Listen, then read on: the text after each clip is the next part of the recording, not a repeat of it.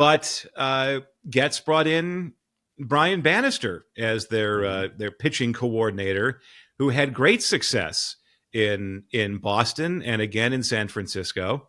Two of the words that have been used to describe, I would say actually three technically, to describe Brian Bannister's ability to analyze pitching and get the best out of the players you have. Miracle worker is one term. Scientist is another. So I'm looking forward to seeing what Brian Bannister does with the White Sox pitching staff, especially with Michael Kopech, who was a Red Sox prospect. What's that? Right. That's where my curiosity lies. Obviously, it'll be the younger guys where you hope that he can set them up and to have success for years. But Michael Kopech, this is very much a now or never year for him. And to me, it's closer to never than now. But to kind of prove what Brian Bannister is worth quickly would be some sort of, I wouldn't call it a resurrection because he's never lived up to expectations. They were far too high to begin with. But Brian Bannister with Michael Kopech as a starter is where I'm wondering, is he potentially as good as you think he could be in Bannister?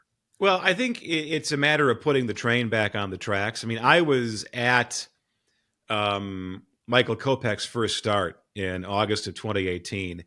And when they announced that he was being called up, I think they had about 5,000 or 6,000 walk-ups that day. And I actually have a picture of his first pitch thrown in a White Sox uniform. It was a great iPhone shot because you could actually see the ball streaking towards the plate. It was like one of my best pictures I've ever taken. And yeah, I mean, the hype was sky high. The expectations were sky high. I mean, he kind of labored through 2 innings, but they were scoreless and he struck out a few guys. And then there was a rain delay and then the bullpen took over and the White Sox lost. But you saw the future on display. But one of the reasons why Kopech was a highly regarded prospect in the first place, one of the reasons why you could get a Chris Sale for him was that Brian Bannister was his pitching coordinator in Boston. So there is some familiarity there. In fact, there was a piece I saw today, James Fegan writing for Sox Machine, talking about how Brian Bannister was going to kind of get Kopech's career back on track and make sure that he's close to the guy the White Sox traded for in 2016. Yeah, you said get the train back on the tracks, Steve. I don't think Kopech's ever really been on the tracks. And watching him, to me, you are alone on that mound. That can be a lonely island, and you need to very much, at some point in the big leagues, you need to be able to self-correct, whether it's mechanically, emotionally, mentally. And I think at times mechanically gets him in trouble mentally because he can't figure it out. So you got to be able to stack those starts, right? He's got great stuff at times, but he can't seem to put them together. I don't know if it's ever been, can he get back to this point for Kopech, right? It's always been somewhat circled with a question mark.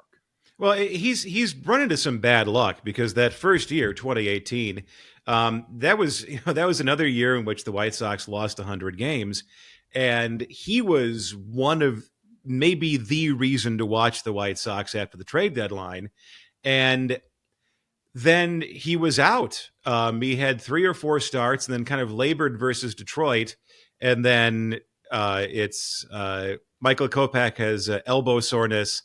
And then he's out for Tommy John. So he was out for all of 2019.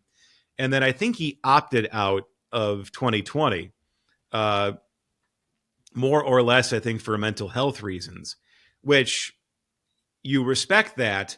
But I think that put him pretty far behind the 8 ball when they stashed him in the bullpen in 2021. And he was good out of the bullpen in 21. And then they said, 22, you're a starter. But and to make matters worse for him, that time that could have been spent getting him ready for starting pitching once again for the first time since 2018 was taken away because he had the lockout. And you weren't able to really work out in team activities from December until March. So I think that there's a little bit of between the ears for Michael Kopech, but right. I think he's also been the victim of a lot of bad luck.